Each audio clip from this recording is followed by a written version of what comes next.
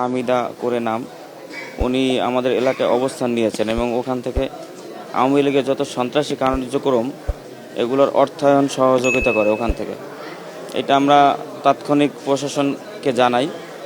পরবর্তীতে প্রশাসন এটার জন্য একটা যথাযথ ব্যবস্থা নেওয়ার চেষ্টা করে, কিন্তু ওই এলাকার হারুন, সজল, কামাল ওনারা মূলত ওই এলাকাতে যত মারামারি, হানাহানি এবং আওয়ামী লীগের যে আশ্রয়দাতা এই কার্যক্রমগুলো চালায়, তারা ওই এলাকাতে আশেপাশের যারা আওয়ামী লীগের দোসর তাদেরকে শেল্টার দিচ্ছে, তাদের ব্যবসা বাণিজ্য যা ছিল এগুলো ভোগ দখল করে সুযোগ সুবিধা নিচ্ছে।